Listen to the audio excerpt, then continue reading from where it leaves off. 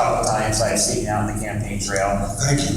And one of the things that's driving a lot of the debate amongst voters in this election as to who to choose is the anger at what's going on in Washington, the way the system works, and how people feel that their voices are being drowned out by a few special interests. Do you have a plan to help empower the smaller donors so that they have a bigger voice over a handful of people? Like Ronald Reagan had a $200 tax credit for political donations, and one other candidate in this race has proposed that too. So would you have something in mind to help? It's definitely not that. I don't want public money during political campaigns. Not a good idea. Listen, here's the thing. You can ask two different kinds of questions. I'll give you two different answers. First, let's get to the money part of this. The system now is just stupid. Think about what you're subjected to right now, right? You're seeing all kinds of ads on television. Now here in the Boston media market, WMUR, on cable here in New Hampshire, right? And almost every one of them is not from the candidate. Almost every one of them, you gotta wait till the end to know who. This is brought to you by Right to Rise. I didn't know he was running. You know, it's Right to Rise, you know? Right? You gotta wait till the end to see who it is. Why? Because we set up campaign finance rules that say when you're running for President of the United States, the most powerful job in the world, where you're going to govern 330 million people as the sole elected executive, the most you can take in a campaign contribution is $2,700. $2,700, which wouldn't buy you 4 seconds on WMUR right now, let alone on some of the other networks. And so the system we have now forces candidates like me and all the other folks to go around $2,700 at a time to raise millions and millions of dollars. Impractical. So then a separate system gets set up. Here you go. You have these super PACs. And super PACs can't be associated with the campaign, can't coordinate with the campaign, and can take money from anybody, personal or corporate, in any amount. And depending on how it's organized, maybe it has to be disclosed, maybe it doesn't have to be disclosed. So you see ads, so let's say you see an ad from the group that supports me, which is called America Leads. Right? So you see an ad from them, let's say you see that ad and you don't like it. So you come to the town hall meeting, you say, yeah, I hope he calls on me. I got a couple of things to say. And I call on you, you go, by the way, that ad when that said XXY, you know what? I don't like it. I say, I'm sorry, I can't comment on it. He said, what do you mean you can't comment? I said, well, I'm not allowed to coordinate with that group. I don't control what they do in support of me.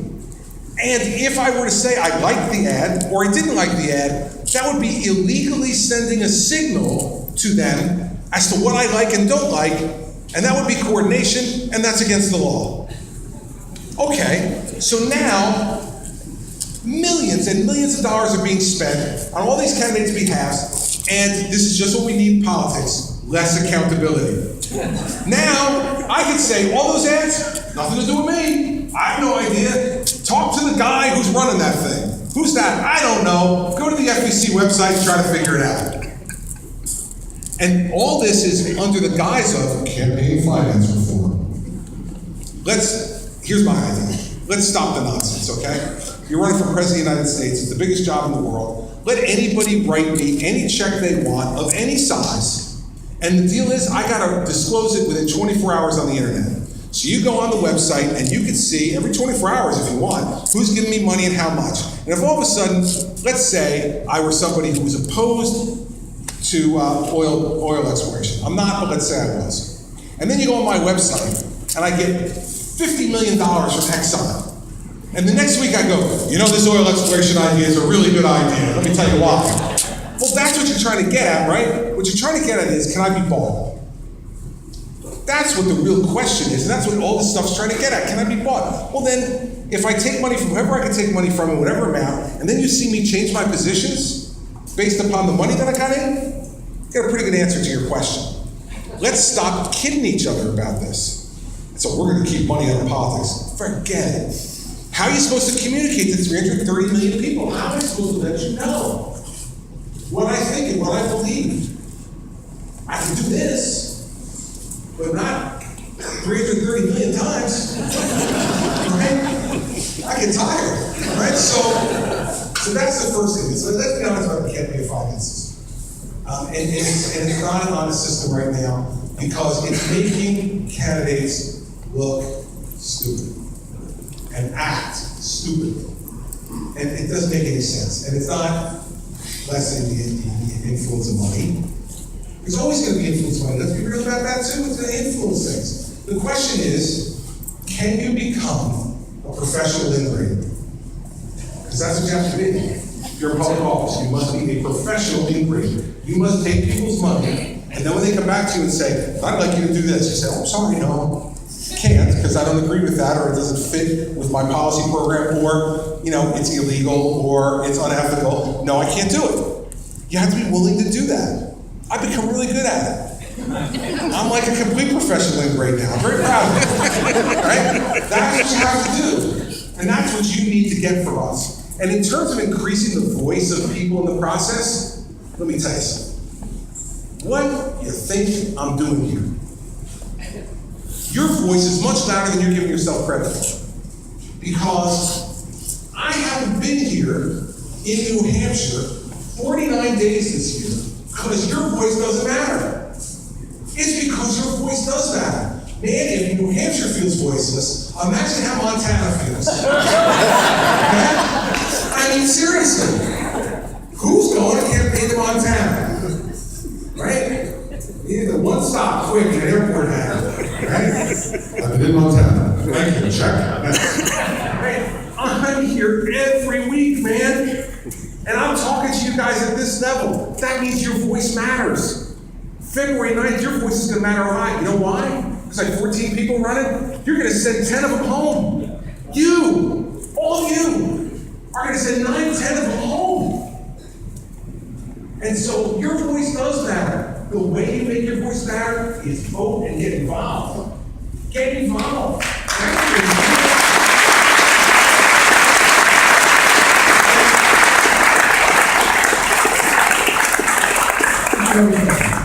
Every politician's in a race to win.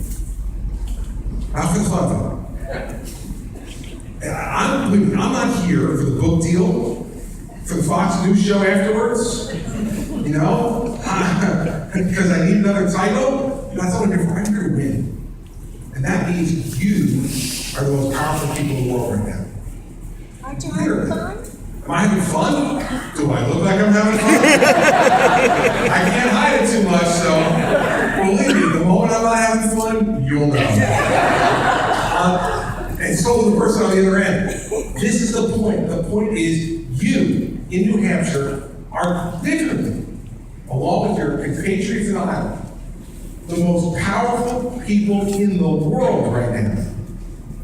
So don't think about yourselves as not powerful. You are the most powerful people in the world, and you will execute that power and that authority at the voting booth on February 9th by winnowing this field down to a small number of people who will have a chance to hold the most powerful office the world has ever known. So I don't want to hear you belly anymore about not being powerful.